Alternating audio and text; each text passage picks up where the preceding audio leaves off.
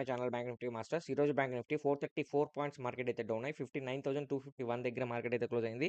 So, నేనైతే క్లియర్‌గా చెప్పాను ఫ్రెండ్స్. మార్కెట్‌లో అయితే మనం ఏదైతే ట్రేడ్ సెటప్ అనుకున్నామో దాని మీద స్టిక్ అయ్యాము. దాని మీద ఎంట్రీ తీసుకున్నాను. నాకైతే ఎంట్రీ తీసుకున్న పర్ఫెక్ట్‌గా అయితే ప్రాఫిట్ అయితే క్యాప్చర్ చేసుకున్నాను. సో, నేను ఏ విధంగా ఎంట్రీ తీసుకున్నానో మన సపోర్ట్ జోన్ ఏది పెట్టుకున్నాను అనేది క్లియర్‌గా చెప్తా చూడండి. ముందుగా 15 మినిట్స్ క్యాండిల్ గాని అబ్జర్వ్ చేస్తే, సో, 15 మినిట్స్ క్యాండిల్ ఏంటి మనకేం చెప్పాను నేను, మార్కెట్‌లో మనకి ఎప్పుడైతే సపోర్ట్ జోన్ బ్రేక్‌ఔట్ అవుద్దో, సో, వెంటనే ఎంట్రీ తీసుకోండి అని చెప్పాను. సపోర్ట్ జోన్‌లో మనకు ఒక కన్ఫర్మేషన్ కూడా ఇచ్చింది. రిజెక్షన్ ఇచ్చింది. దాని తర్వాత మార్కెట్ ఫాల్ అయింది. సో, ఇక్కడ వెంటనే నేను పుట్ ఆప్షన్ తీసుకున్నాను. పుట్ ఆప్షన్ తీసుకొని మార్కెట్ స్లైట్‌గా ఒక రిట్రేస్‌మెంట్ జరిగి మళ్ళీ మార్కెట్ అయితే ఒక ఫాల్ అయిందనమాట.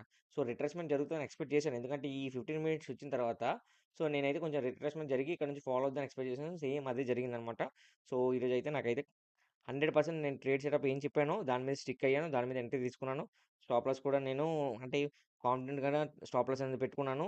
సక్సెస్‌ఫుల్‌గా అయితే టార్గెట్ అయితే ట్రిగర్ చేసుకున్నాను. సో, ఈరోజైతే కంప్లీట్‌గా అయితే నాకైతే ప్రాఫిట్ అయితే వచ్చింది. So, I'm so happy with this. అంటే యాక్చువల్లీ నేను పాస్ట్ ఒక 2 వీక్స్ నుంచి నేను 2 వీక్స్ నుంచి చాలా లాస్‌లో ఉన్నానని కూడా నేను మీకు చెప్తూనే వచ్చాను. సో, ఈ వీక్ అయితే కొంచెం పర్వాలేదనమాట. మార్కెట్ చూసారా? మార్కెట్ కూడా కొంచెం ఫేవర్‌గా అనిపించింది ఈ వీక్ అయితే. అంటే ప్రతి ప్రతిరోజు మనకు సపోర్ట్ చేస్తదని మనం చెప్పుకోలేమనమాట. సో, కొన్ని కొన్ని రోజులు మనకు మార్కెట్ ఫేవర్‌గా ఉంటది. కొన్ని కొన్ని రోజులు మనకు మార్కెట్ ఫేవర్‌గా ఉండదు. సో, 90% మనకు ఫేవర్‌గా ఉండదు. 10% మనకు ఫేవర్‌గా ఉంటది. ఆ 90% ఫేవర్‌గా ఏదైతే ఉంటదో అందులో మనం ఈ ఫేవర్‌గా వెతుక్కోవాలనమాట. సో, ఇదే స్టాక్ మార్కెట్‌లో ఈ ఫ్యూచర్ అండ్ ఆప్షన్స్‌లో మనం తీసుకునే కాల్ సైడ్ గాని, పుట్ సైడ్ గాని మనం పెట్టే ఎఫర్ట్స్ అనమాట అవే. సో, ఓకేనా? సో, నాకైతే ఓవరాల్‌గా ఈ మార్కెటింగ్ బానే అనిపించింది ఈ వీక్ అయితే. సో, ఈ వీక్ అయితే నేను లాస్ట్ 2 వీక్స్‌లో నేను కొంచెం బ్యాడ్‌గా లాసెస్ అయితే అయ్యానో, అవైతే కొంచెం రికవరీ అయితే జరుగుతుంది. సో, ఓవరాల్‌గా అయితే నేను రికవరీ చేసుకోలేకపోయాను గానీ, గ్రాడ్యువల్‌గా అయితే నేను రికవరీ చేసుకునే ఆ ప్రయత్నంలోనే ఉన్నాను. సో, ఇంకా రేపు మార్కెట్ ఎలా ఉండబోద్ది, రేపు మార్కెట్‌లో మనకు సపోర్ట్ అండ్ రెసిస్టెన్స్ ఏ విధంగా ఉండబోద్దో క్లియర్‌గా చెప్తా చూడండి. సో, యాక్చువల్లీ మనం ఏదైతే లాసెస్ వచ్చాయో అవన్నీ మనం ఒక లెసన్స్ అనుకోవాలన్నమాట.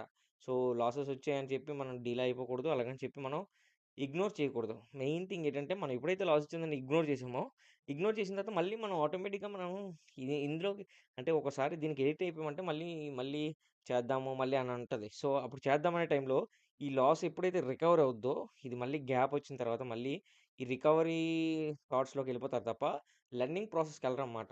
సో, ఎప్పుడైతే లెర్నింగ్ ప్రాసెస్‌కెళ్ళరో మీరు కొంచెం మైండ్ అనేది రికవరీ థాట్స్‌లో మళ్ళీ ఇంకా కొలాప్స్ అయిపోతారనమాట. సో, అందుకే ఎప్పుడు ట్రేడింగ్ అనేది వదలకూడదు.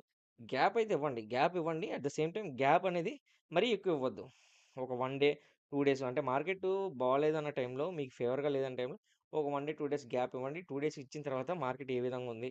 ఇది కొంచెం ఆలోచించండి. ఆలోచించి బ్యాక్ టెస్ట్ చేయండి. ఇయన్నీ చేసుకున్న తర్వాత ఎంట్రీ అయితే అవ్వండి. ఓకేనా?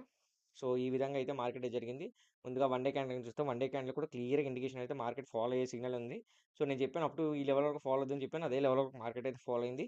సో, ఇంకా మండే కూడా మ మండే మండే కూడా మార్కెట్ అయితే ఏదైనా అంటే 30 మినిట్స్ అబ్జర్వ్ చేద్దాం. ఎందుకంటే మండే మార్కెట్ మనకు ఇక్కడ క్లారిటీగా 1 వీక్ క్యాండిల్ అయితే అంత పర్ఫెక్ట్‌గా అయితే ఏం లేదు కాబట్టి, సో, 30 మినిట్స్ అబ్జర్వ్ చేసిన తర్వాత ఎంట్రీ అయితే తీసుకుందాం. ఓకేనా ఫ్రెండ్స్? సో, నేనైతే సపోర్ట్ అండ్ రెసిస్టెన్స్‌లో వీడియో అందులో పెడతాను. మీకు కావాల్సిన స్క్రీన్‌షాట్ తీసుకోండి.